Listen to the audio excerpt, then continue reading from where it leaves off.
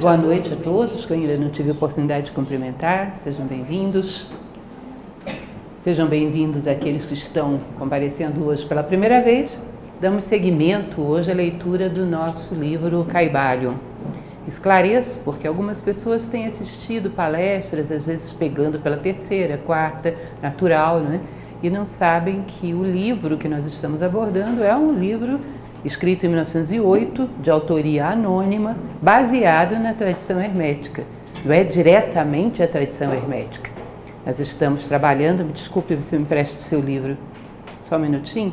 É esse livro, e é um livro que é um comentário, muito obrigada, muito feliz das leis herméticas. Eu sempre faço questão de repetir esse pequeno pedacinho de início. A ideia é comentar e explicar, na medida em que isso é possível, as 7 leis de Hermes Trismegisto.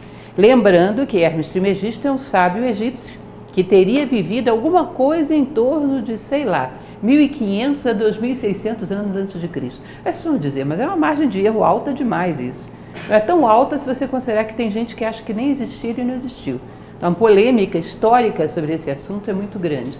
Sabe-se que alguém, um homem ou vários homens, numa escola chamada hermética, no Egito Antigo, tinha esse conhecimento, acreditava que o universo é todo regido por leis em todos os seus planos, da manifestação, desde os mais sutis até os mais concretos, e que as leis principais são 7. E que, conhecendo essas 7 leis, podemos vê-las funcionando e entrar em harmonia com elas. Porque o grande problema da humanidade é irmos na contramão da natureza.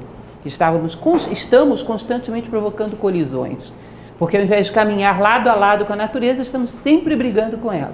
Não entendemos o propósito dela e às vezes, aliás, eu teria que dizer que na maioria das vezes, achamos que ela não tem propósito nenhum, que os espertos e inteligentes e racionais somos nós. A natureza é bobinha, caótica e aleatória e não sabe o que faz. E essa crença absurda que nós alimentamos nos dias atuais faz com que nós estejamos permanentemente em choque com a natureza humana, inclusive, não é só com a natureza externa em geral, inclusive com a natureza humana, nas suas idades, nos seus papéis, nos seus sexos, nas suas nacionalidades, nas suas religiões, ou seja, não entramos em harmonia nem mesmo com a natureza humana. E isso exatamente porque achamos que existe caos e os únicos pensantes aqui somos nós. E isso é uma das crenças absurdas de um ciclo materialista, que faz com que constantemente estejamos provocando essas colisões. Então, o fundamental do ensinamento de Hermes Trismegisto, aliás, é muito difícil dizer o que era fundamental. O que sobrou é que, basicamente, o universo se organiza segundo 7 grandes leis. Esse livro de 1908, então, se propõe a explicá-las, porque o que sobrou da tradição hermética é muito pouco e, como diz o próprio nome, muito hermético, que nós não conseguimos entender muito bem. Então, essa pessoa que escreveu, ou essas pessoas, que nós nunca vamos saber exatamente quem foi, temos só hipóteses, tinham um conhecimento de causa muito bom, porque escreve um livro muito coerente. Isso é uma das coisas que é interessante quando alguém te perguntar como eu vou saber se é bom se eu não sei nem quem é o autor. Se você soubesse quem é o autor, continuaria sem saber se é bom. Só existe uma coisa que te atesta que uma obra é boa, o teu discernimento, o teu bom senso. Leia e conclua. E cada vez mais apure, afie as suas ferramentas de discernimento, de bom senso, para que possa ter essa percepção, sabendo ou não quem é o autor. Que um simples nome não te daria segurança nenhuma. O que te dá segurança é o teu discernimento. Então eu acho muito curioso, dentro do movimento que trabalhamos, que é a Nova Acrópole, ao longo do mundo, às vezes uma pessoa lê um livro, na Nova Acrópole da Turquia, na Nova Acrópole dos Estados Unidos e diz, esse é bom. E é muito confiável essa opinião, porque é a opinião de uma pessoa que reflete, que está acostumada a analisar as coisas que passam pela sua mão segundo um critério próprio, que eu particularmente nunca vi falhar nenhum desses palpites, são muito confiáveis.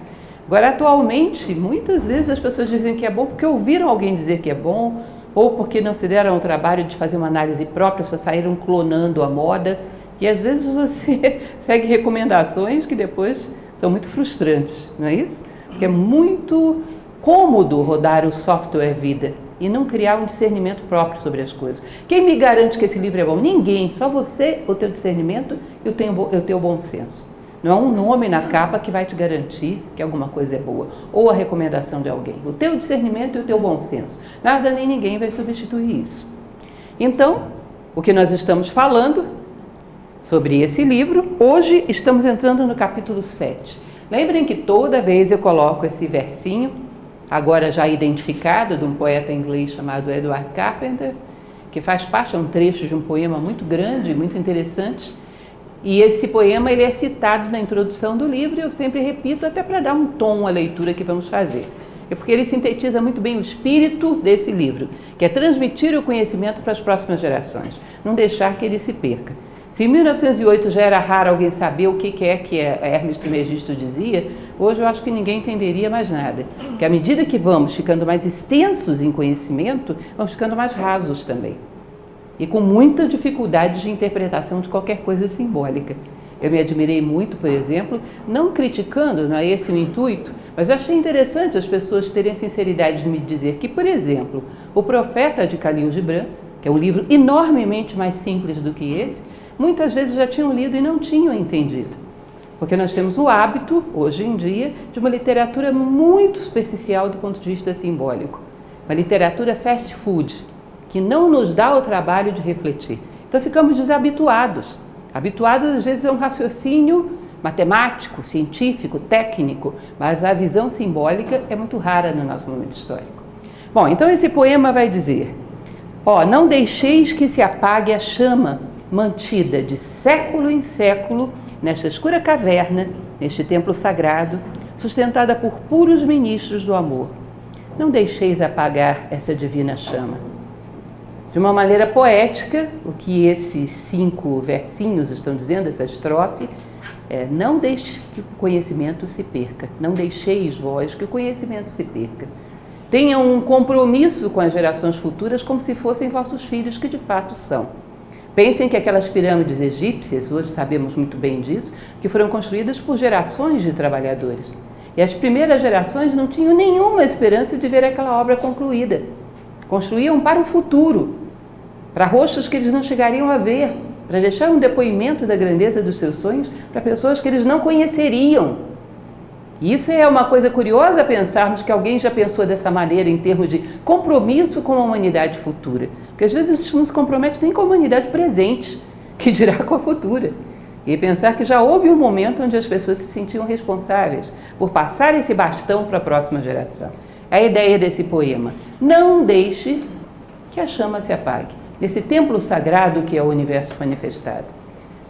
Não deixe que aquilo que já foi reunido de conhecimento se perca, porque senão o sofrimento é muito grande para começarmos novamente do zero. Redescobrirmos o fogo, reinventarmos a roda, o sofrimento é muito grande. Passe adiante aquilo que de mais sagrado a humanidade já reuniu em conhecimento prático de vida, em conhecimento vertical do coração das coisas e do seu próprio coração. É essa a ideia. Bom, o livro, inclusive já mostrei para vocês, é esse. E o nome dele completo é Estudo da Filosofia Hermética do Antigo Egito e da Grécia. Relembrando que não só Antigo Egito e Grécia, mas também Idade Média, alquimistas.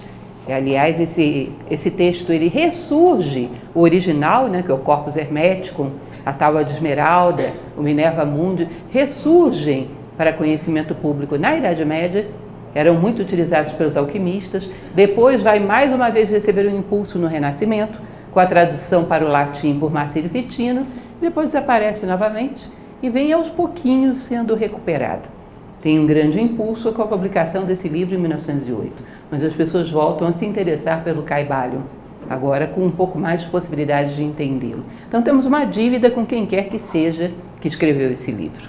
E hoje nós estamos abordando o capítulo 7.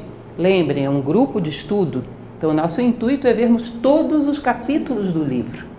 Não fiquem preocupados aqueles que estão chegando agora, porque estão sendo filmados, sairão no YouTube, aliás, hoje saiu já o capítulo 1º, para quem perdeu, já está no nosso canal da Nova Acrópole no YouTube o capítulo 1º, que é uma introdução, e o capítulo 1, bem interessante para entender o contexto do livro. E hoje o capítulo vai tratar do todo em tudo. Para aqueles que já vieram em outras palestras, já não assustam mais com os títulos do Kybalion, porque são todos assim. De tal maneira que você olha e não dá nenhuma ideia do que vem depois. O todo em tudo vai mais uma vez tratar de uma característica do Criador e da manifestação, de como o Criador está na manifestação e como a manifestação não esgota o Criador, de tal maneira que a manifestação é parte desse Criador, mas não é o todo, tem muita coisa além dela. Enfim, ele vai passar uma ideia, difícil de explicar em poucas palavras, de qual é a relação entre Deus e o universo manifestado. A ousadia do Kybalion chega ao ponto de querer explicar pelo menos, e dar algumas explicações no limite do que dá para a gente, do que seria o Criador do universo manifestado. Mas também chega um determinado momento que ele diz, a partir daí não pergunta mais porque não dá. Nem Hermes Trismegisto sabia a resposta para algumas perguntas. Então o que dá para saber é isso. E hoje ele vai colocar um limite e vai dar exatamente esse freio. Ele vai dizer, a partir de aí não pergunte mais, porque não tem resposta. Então o que é possível saber em relação ao Criador do universo? Ele vai colocar esse trecho, que é do Kybalion original, lembrem desse detalhe, entre aspas é o texto original, ou seja, Tábua de Esmeralda ou Corpus Hermeticum, basicamente, que diz o seguinte, enquanto tudo está no todo, é também verdade que o todo está em tudo. Aquele que compreende realmente esta verdade alcançou o grande conhecimento. Alguém compreendeu aí? Alguém alcançou o grande conhecimento? Por esse trechinho aí está relativamente complicado, né? Hermético, como não poderia deixar de ser. E ele vai se dispor a explicar um pouco isso. O que é o tudo estar no todo? Falamos um pouco sobre isso já quando vimos lá o capítulo do mentalismo, lembrem? O todo é mente, o universo é mental. Então o universo manifestado em todos os seus níveis, não só na matéria física, energia, emoções, plano mental, plano espiritual, todo o universo manifestado seria um pensamento dentro da mente de Deus. Faria parte da grande mente, aquilo que os indianos chamam de Mahat. Então tudo que você imaginar está dentro do todo, dentro da mente do todo. Agora e o contrário, o todo está em tudo. O que significa isso? Ele vai dizer que essa é a parte mais complicada de entender. Porque pode dar a impressão de que o universo manifestado, se você somar todas as coisas que existem, você tem Deus. E na verdade não é bem assim. Você tem aspectos de Deus, mas ele é muito maior do que isso. O todo é muito maior do que a soma das partes. Falando de uma maneira um pouco mais clara, embora a carinha de vocês está me dando a impressão de que não foi nada mais clara, mas vamos lá. Ele usa um exemplo que ajuda muito, porque esse exemplo tem 1001 utilidades, muito interessante. Que ele fala, a criação está impregnada do artista. Ela é um aspecto dele, mas não o esgota. O exemplo de Otelo e Shakespeare. Eu mesma já dei esse exemplo para vocês. Ou seja, se você pega Otelo, Romeu, Hamlet, quem você quiser, Rei Lear, todos eles não são aspectos de Shakespeare? Não poderiam ser diferentes porque saíram todos de dentro dele. É óbvio que são aspectos de Shakespeare. Mas acontece que se você pegar só o Otelo, ele não é o Shakespeare todo. Otelo não poderia chegar e dizer, eu sou o Shakespeare, isso seria uma estupidez. Ele é um aspecto de Shakespeare, ele não esgota Shakespeare. E se você somar Otelo com Romeu, com Macbeth, com Hamlet, com quem você quiser, ainda assim Shakespeare é mais. Ele tinha todo o universo que talvez não tenha manifestado, talvez não tenha tido tempo para manifestar, porque ninguém tem. A vida é relativamente fugaz. Ele é mais do que a soma de todos os seus personagens. Seus personagens são aspectos do seu pensamento, são reflexões, são momentos em que ele refletiu um aspecto da natureza humana. Mas ele com certeza é mais do que a soma dos seus personagens. Ou seja, ele está em Otelo, mas Otelo não é igual a ele. Entendem isso? Ele é muito mais do que Otelo. Guardadas as devidas proporções, porque a gente está falando de uma mente limitada de um ser humano, que é a mente de Shakespeare, e quando se trata do todo, você está falando da mente total do universo, a mente de Deus, guardadas as devidas proporções, a criação é mais ou menos assim. Cada ser é um aspecto do divino, que veio ao universo para ser revelado. A evolução é lançar luz sobre o aspecto do divino que você veio representar no mundo. Você veio para dar um recado ao mundo, para dar uma mensagem, e essa mensagem é um aspecto do divino que você contém. Essa revelação, que é a conquista da tua identidade, traz à tona o aspecto do divino que você contém. Mas ainda que você se realizasse plenamente como ser humano, você não seria idêntico a Deus. A menos no momento em que você se expandir e, de fato, se tornar muito mais do que um ser humano. Chegar à unidade com o próprio Criador. Mas isso está um pouquinho distante, ligeiramente. Por enquanto, a plenitude dos seres não passa de um aspecto de Deus. Assim como a plenitude de Otelo não passa de um aspecto de Shakespeare. Daí é uma coisa interessante, porque esses trechos, esses pedaços, é como se nós circulássemos pela vida procurando a essência de todas as coisas, inclusive a nossa mesma, porque isso é um grande quebra-cabeça, cuja união das partes nos permite a visão de cada vez mais atributos do todo. Cada vez mais, mas nunca ele está inteiro numa parte só. Lembrem da passagem egípcia do mito de Ísis, Osíris e Horus, que só isso daria uma palestra, porque é um mito complexo, e além disso a gente entende muito pouco. Mas lembrem que Ísis, em algumas versões, em outras o próprio Horus, que é o filho, saem catando os pedaços de Osíris espalhados pelo rio Nilo. Lembram disso? E quando eles catam todos os pedaços de Osíris, que tinha sido despedaçado pelo seu irmão, eles unem o corpo do pai e insuflam vida nele. Ou seja, de uma certa maneira, catar os pedaços do corpo de Osíris espalhado pelo rio Nilo, nada mais é do que aquilo que a gente faz ou deveria fazer pela vida fora, que é procurar ver a Deus em todas as coisas. Quando vemos a Deus em nós mesmos, revelamos um pouco mais da nossa natureza. Vemos a essência de qualquer ser, de qualquer coisa, de qualquer acontecimento, revelamos um pouco da natureza íntima desse ser e permitimos que ele faça o que ele veio fazer no mundo, que é dar o seu recado. O recado que cada ser veio dar ao mundo, desde uma pedra até um ninho de galáxias, é o tanto de Deus que tem dentro dele, que ele traz à luz. E permite que, através dele, os outros seres vejam esse aspecto do divino. Ou seja, um ser, lembra o Marco Aurélio, imperador romano, filósofo estoico, um ser que morre sem que eu o conheça é uma perda irreparável, que é um mistério com o qual eu deixei de travar conhecimento. Que cada ser é como se fosse um embaixador, um diplomata, traz um pouco desse mistério para que ele se revele através de si. É um canal único e irrepetível. É uma parte do mistério que eu deixei de travar contato. Então esse capítulo vai falar de quebra, junto com essa complexa ideia da relação entre o Criador e o universo manifestado, um pouco do que é a evolução. Que, em última instância, é isso, é lançar luz sobre esse recado que você veio dar ao mundo, que é a tua própria identidade, aquilo que a Índia chamava do seu nome interno. Nós falamos um pouquinho, ainda vamos falar mais adiante, porque o capítulo 9 está vindo aí, que fala sobre o princípio da vibração, que é uma das leis. O princípio da vibração vai tratar diretamente dessa questão do nome interno. É uma questão um pouco complicadinha, mas nada demais, perfeitamente. Aliás, o Caibalion é todo muito simples, vocês estão vendo. Então, essa questão que ele coloca e parece tão óbvia, nem sempre foi tão óbvia. Porque quando esse conhecimento, lembrem que eu sempre falo, Platão falava sobre isso, preferível a ignorância absoluta do que o conhecimento em mãos inadequadas. Quando começou a vir à tona, através das tradições, das teologias, que havia uma parte de Deus dentro do homem, a vaidade humana, a arrogância humana, tendeu a achar que era Deus inteiro que estava dentro dele. Muitas vezes. E ele vai falar sobre isso nesse livro. Essa afirmação que às vezes não se faz, mas se pensa. Eu sou dono da verdade, eu tenho a verdade, eu conheço Deus, eu sou Deus. Ele diz, é uma tremenda arrogância. É como se Otelo gritasse, eu sou Shakespeare. Todo mundo ia dizer, Otelo enlouqueceu.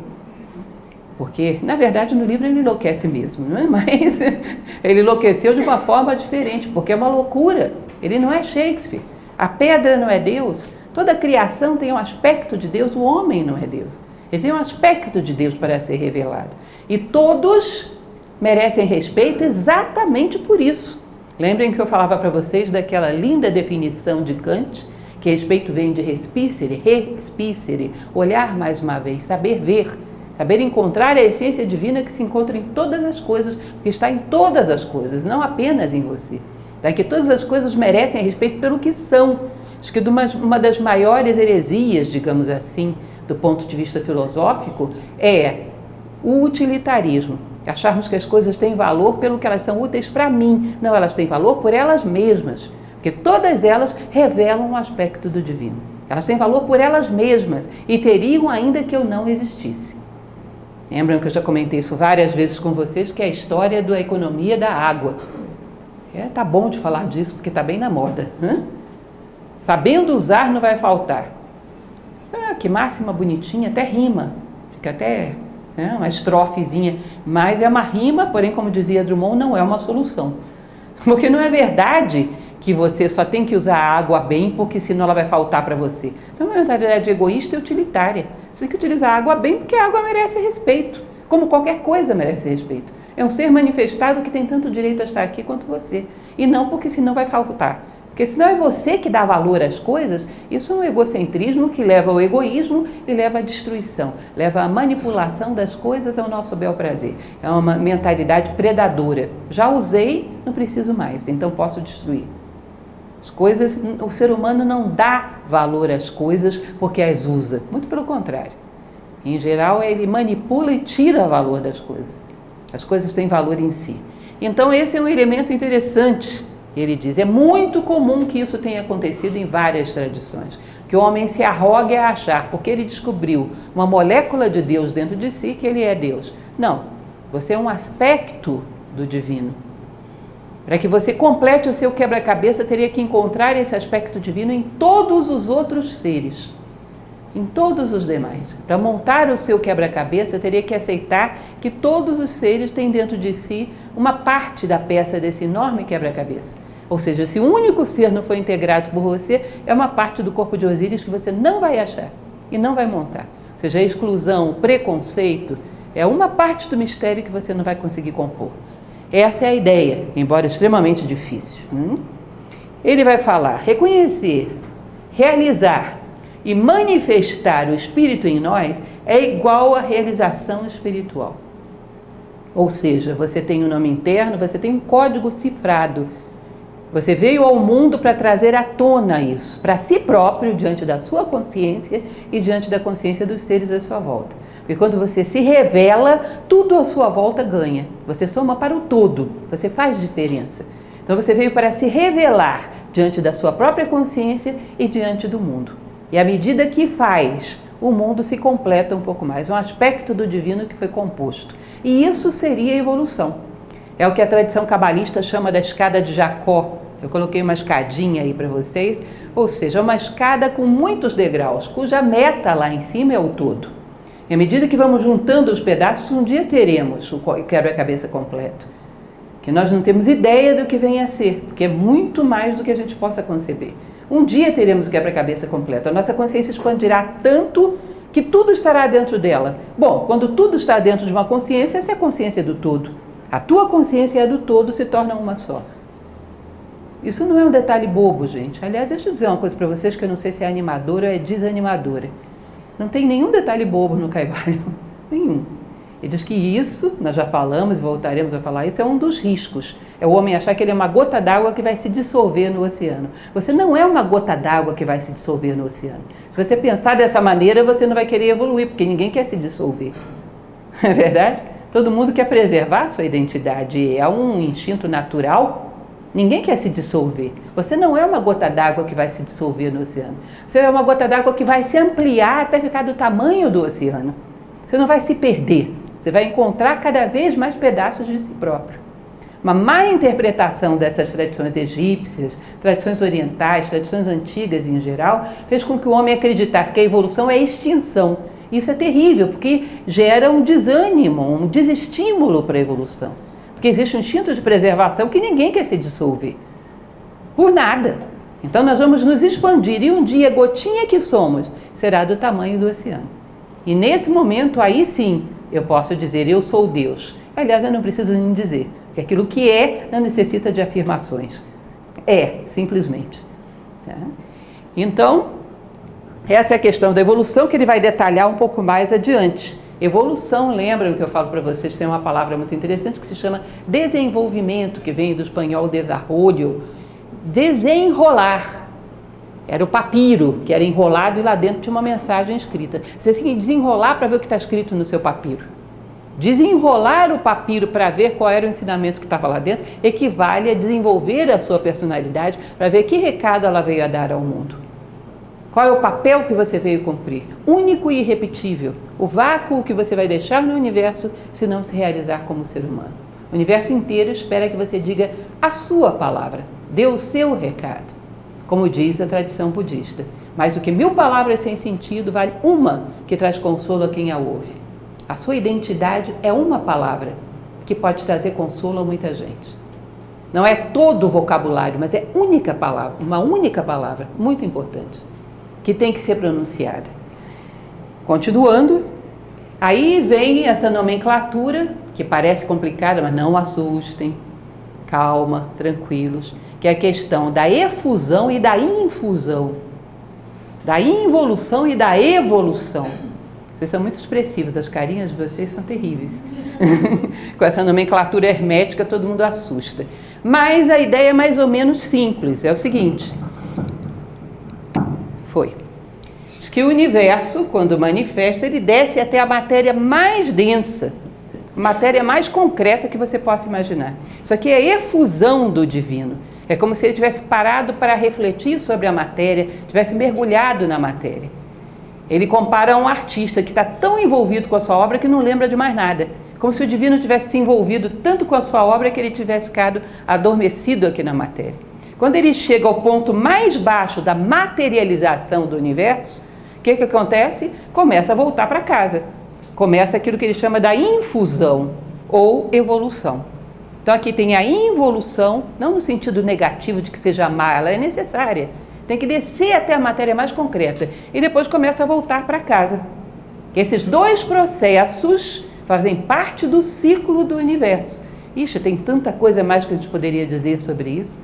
Existe aqui seres que trabalham para ajudar a consciência dos seres a entrarem na matéria. Nesse momento, a lógica é fazer com que a consciência dos seres desidentifique da matéria. O que era positivo aqui se torna negativo aqui. São dois momentos do universo.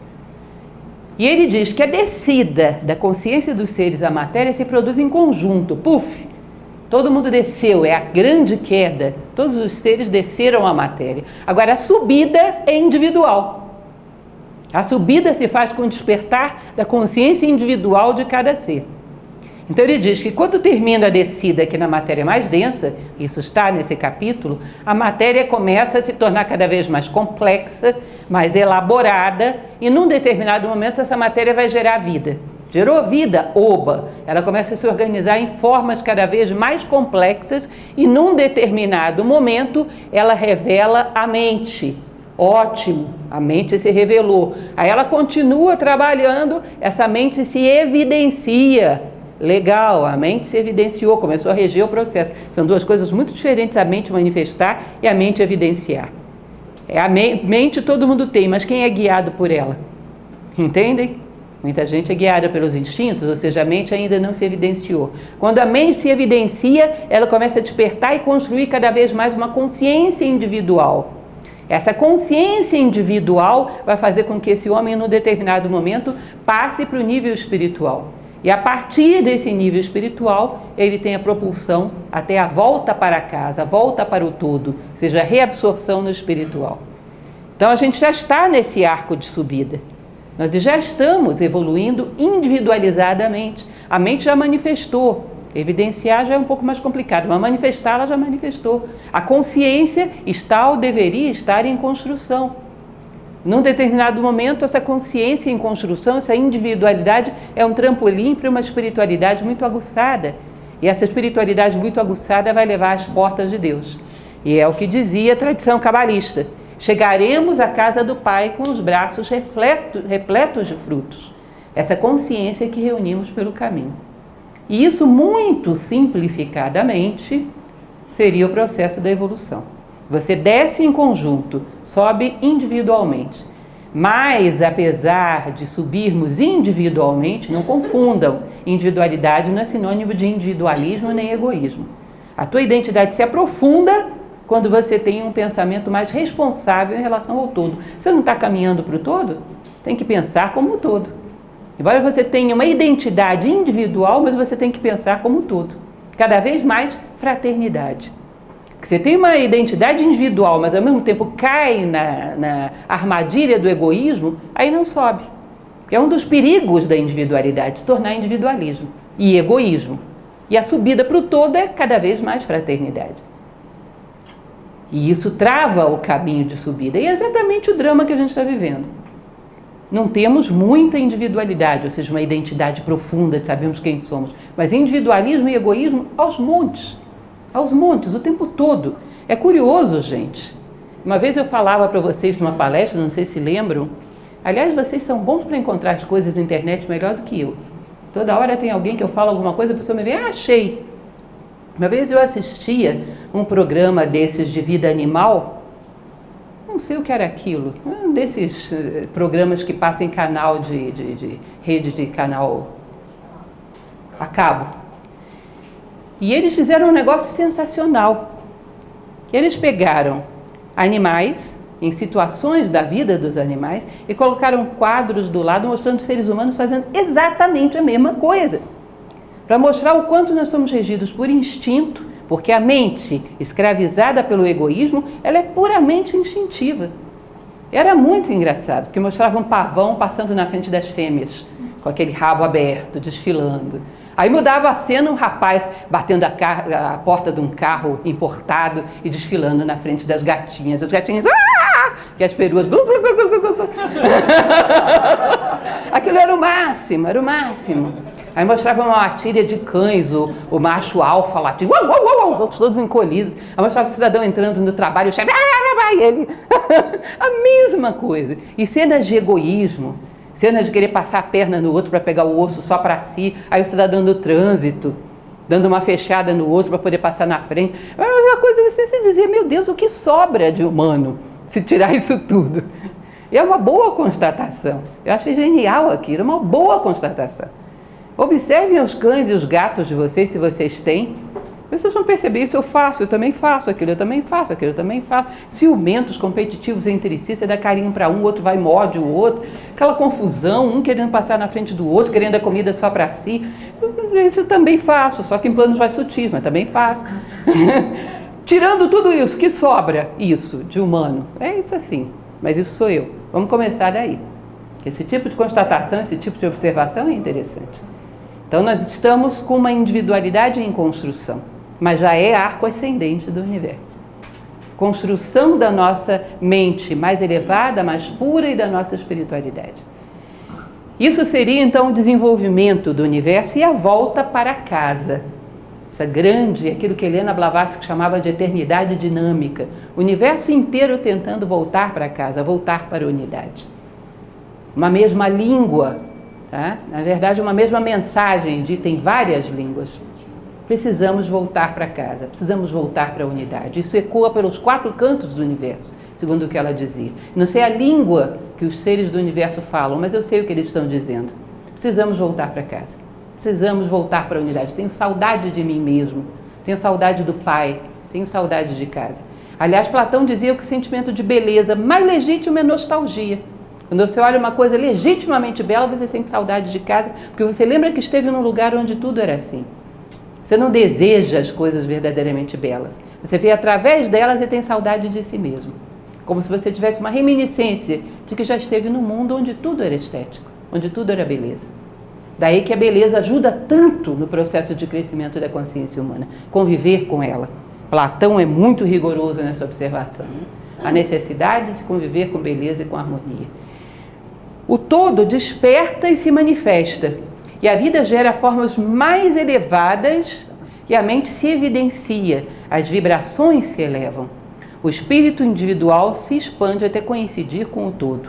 Então lembrem que subir a escada, a mente se evidenciar e as vibrações se elevarem. Vem por aí o capítulo 9 que fala sobre o princípio da vibração. Mas já tivemos lá atrás no capítulo 3 uma visão geral, onde falamos para vocês que a nossa identidade mais profunda é onde a nossa consciência está vibrando. E teremos que puxar essa vibração mais para cima. A evolução nada mais é do que a depuração do gosto. Gostar de refletir sobre coisas grandes, coisas verdadeiras. Gosto demais daquela frase do Confúcio, que eu já falei para vocês 1000 vezes. O homem vulgar fala de pessoas. O homem comum fala de coisas. O homem nobre fala de ideias. Interessar-se pelas ideias. O que é o sentido da vida? O que é a vida em si? O que é a morte? O que é a consciência? O que é o tempo? Como é que as coisas se vão dessa maneira? O que é real no meu sentimento de amor? O que é verdadeiramente amor e o que é uma mera carência, um mero apego, um mero hábito? O que existe de real por trás dos meus sentimentos? O que é de fato um sentimento? É um nível de curiosidade muito humano. Isso nos diferencia no universo.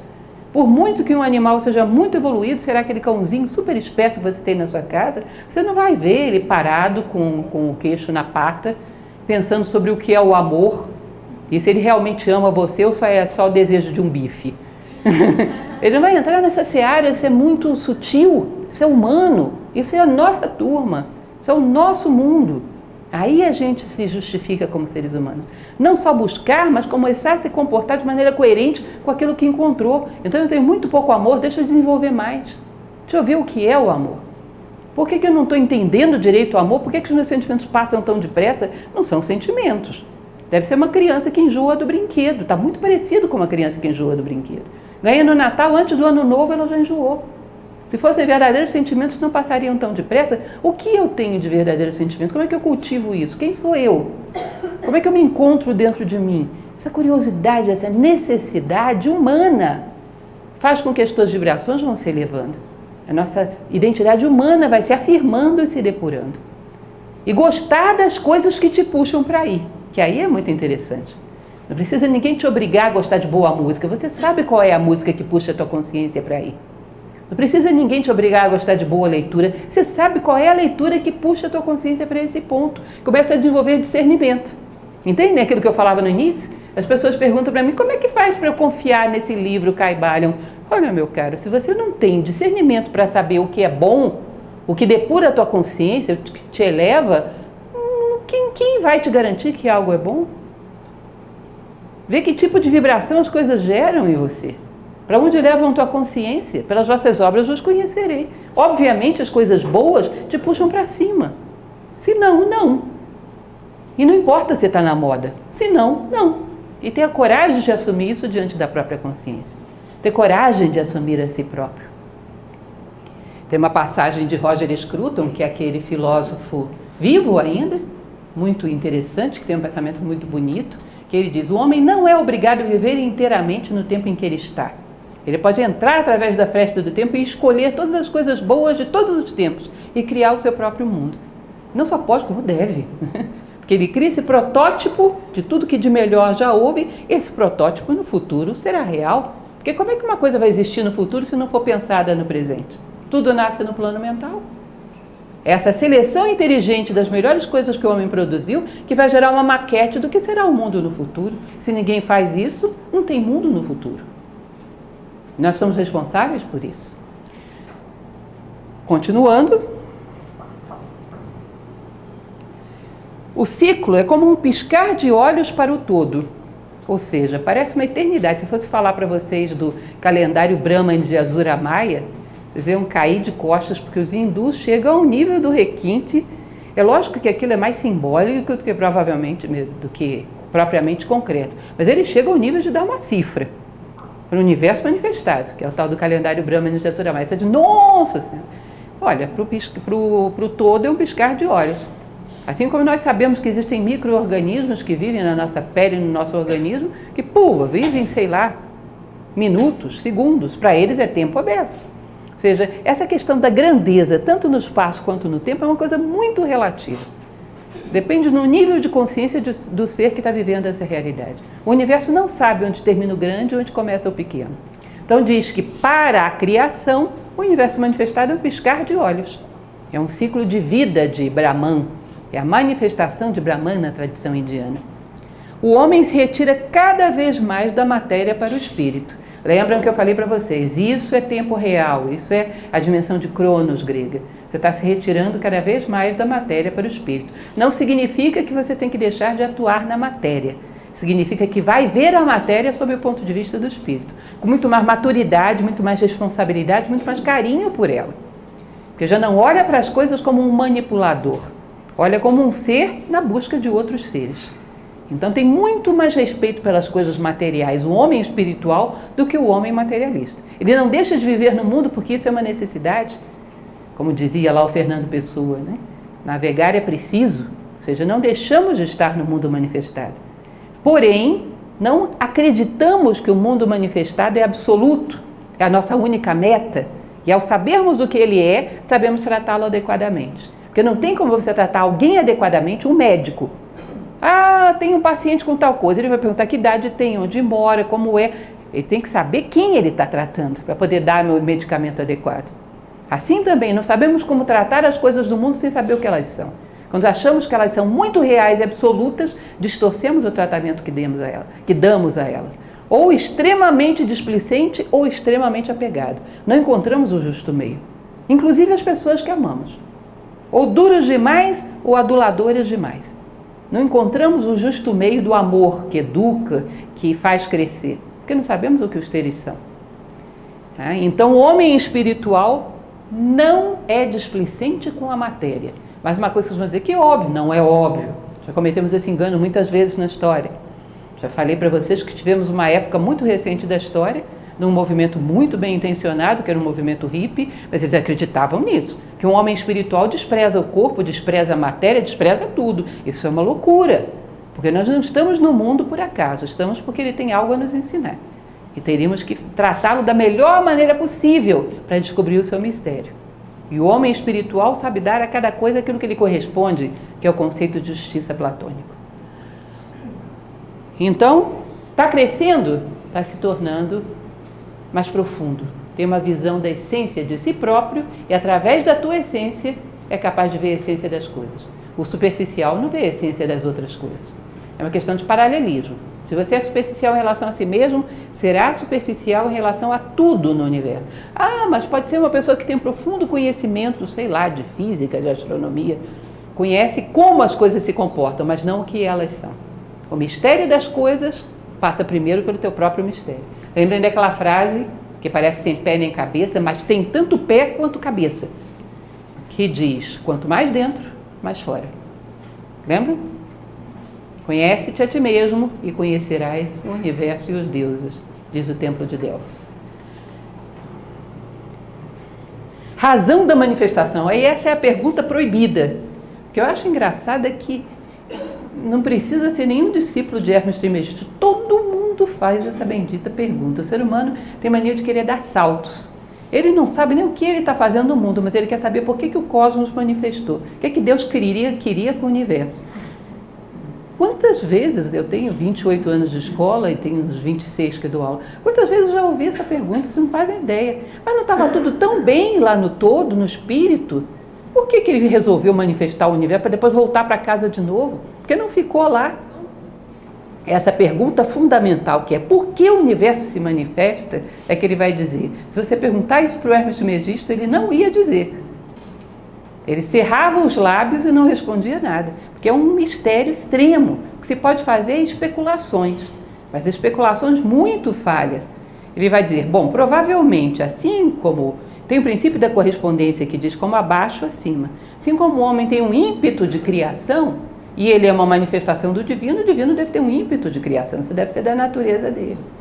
Assim como a evolução do homem é expansão de consciência, a manifestação do universo deve ter alguma coisa a ver com isso também. Deve ser expansão de consciência. O universo deve manifestar para cada vez mais conhecer de todos os planos da natureza e depois recolher todo esse conhecimento em si na forma de memória. Já falamos sobre isso em alguma palestra anterior. Ou seja, alguma razão muito misteriosa tem. Lembra que eu falava para vocês? Que o universo, para poder ter consciência, necessita do contraste. Consciência nasce no contraste. No contraste entre dois planos, você tem consciência de ambos, entre o preto e o branco, entre o azul e o vermelho, entre o som e o silêncio, entre o macio e o resistente. Se o universo inteiro fosse macio, ninguém tinha consciência disso. Na dualidade, a consciência se produz. Então, talvez o universo tenha se manifestado para, na dualidade, cada vez mais adquirir graus mais elevados de consciência e recolher tudo isso para casa. Levar tudo isso para a casa do Pai. Mas é muito difícil a gente imaginar exatamente o que seja isso. O que ele diz é, cuidado com excesso de pretensão, a natureza não dá saltos. Primeiro conheça o que você é, porque conhecendo o que você é, pode ter algumas projeções que que podem te dar alguma pista. Nesse momento é muito ousadia uma pergunta desse tipo. Helena Blavatsky diz que você imagine que o Sol, por exemplo, tem um espírito, seja um ser em evolução. Nem esse ser não saberia qual é a razão da manifestação.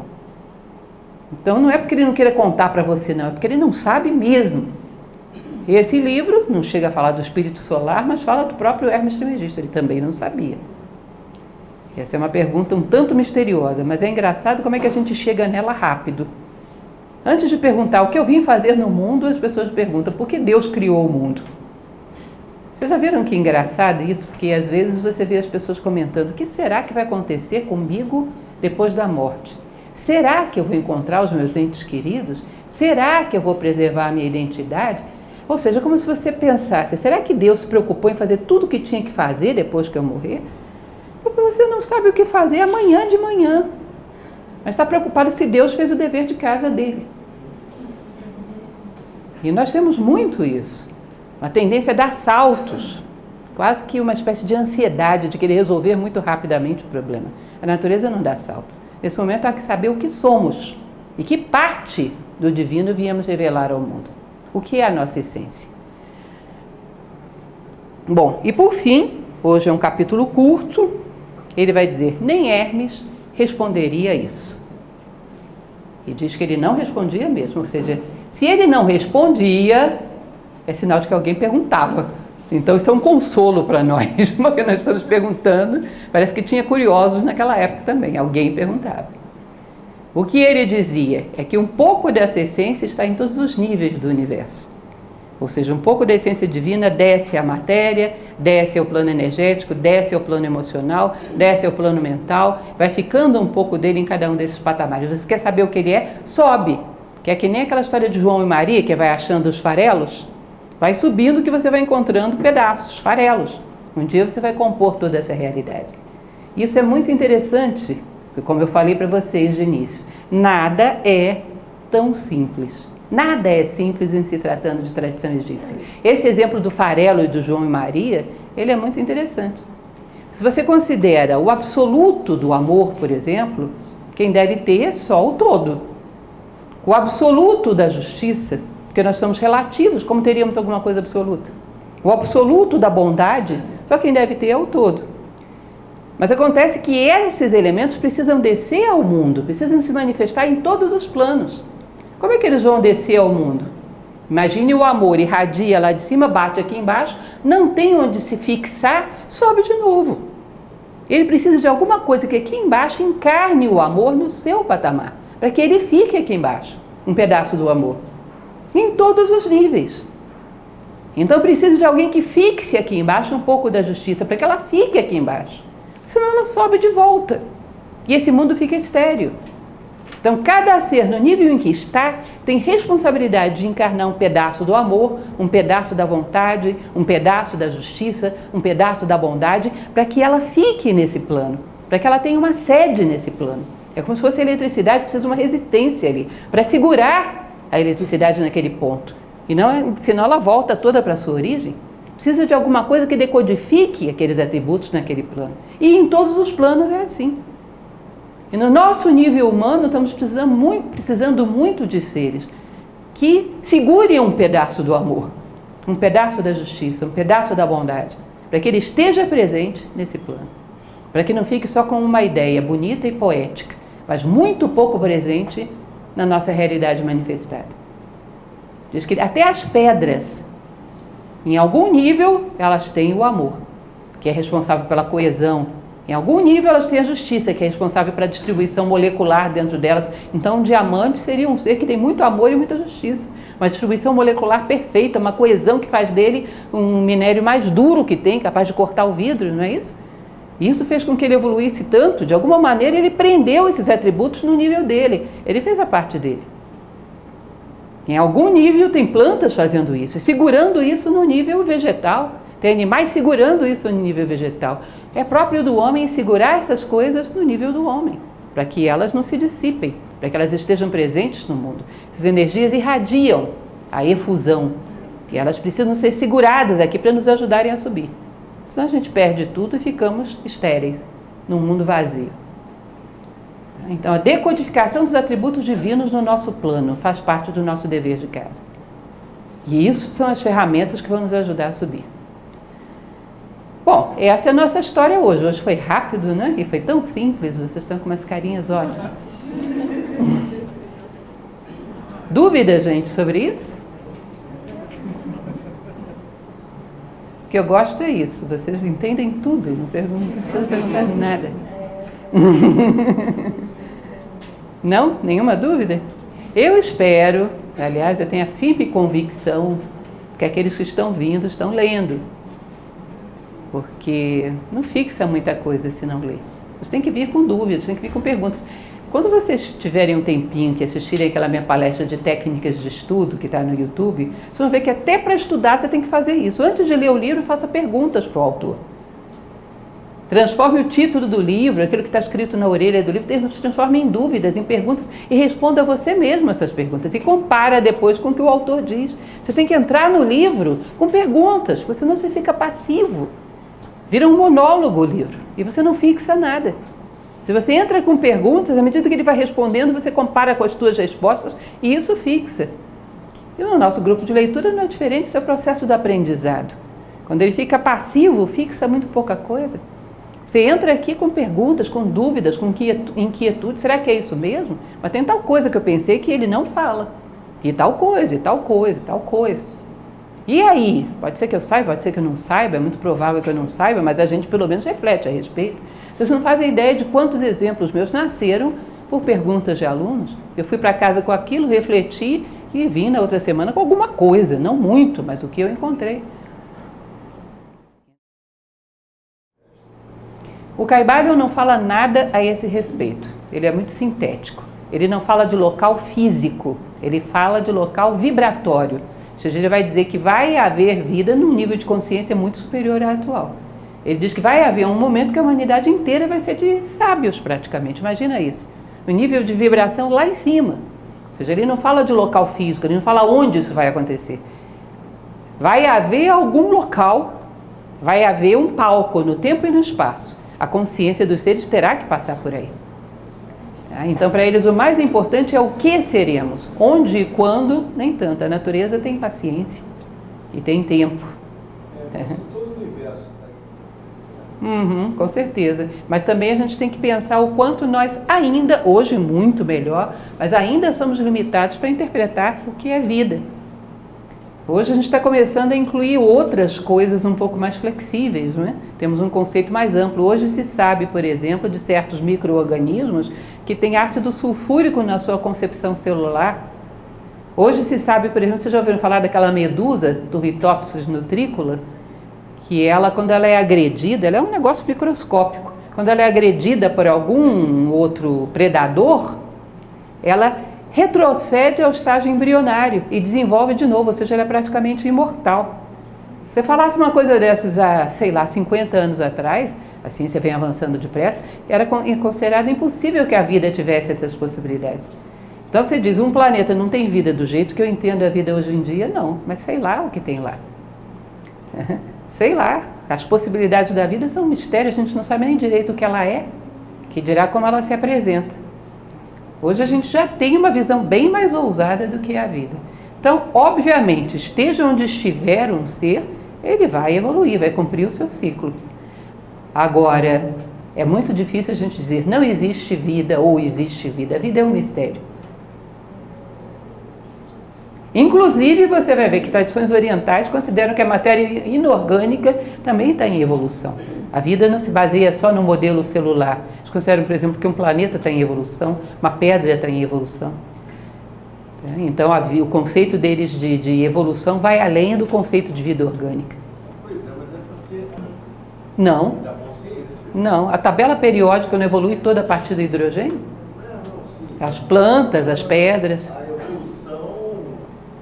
Na verdade, a mente é a parte do caminho, mas nem é o final. Tem outras formas de conhecimento depois, que você vai ver que são desenvolvidas, como, por exemplo, a intuição. A mente é como se você dissesse, bom, para evoluirmos temos que passar pelo 3º ano do ensino médio. Temos, mas não é só o 3º ano do ensino médio. A consciência evolui também dentro do plano, por exemplo, emocional. Um animal de ponta, aliás, todos os animais, no seu nível, têm um grau de consciência e reagem aos estímulos e estão evoluindo. Ou seja, a consciência, a evolução da consciência não está tão diretamente ligada à mente quanto você imagina. Ela passa por vários veículos. No meio do caminho, pela mente. Mas ela passa por veículos antes e passará por veículos depois. Ou já aconteceu. Não sei. Não sei. E também não sei dizer se todos eles obedecem a esse esqueminha igualzinho ao nosso. É muito complicado a gente fazer julgamentos dessa natureza. Pode falar. Não, na verdade eu não me recordo se Hermes usa esse termo. O que eu me lembro de Hermes Trismegisto, do Corpus Hermético, do Tábua de Esmeralda, eu não me lembro ele usando a palavra pai. Agora você vai ver que é muito comum que várias tradições chamem o espírito de pai e a matéria de mãe. É a dualidade primordial. Isso é muito comum. O grande pai e a grande mãe, e o espírito que paira sobre as águas, né?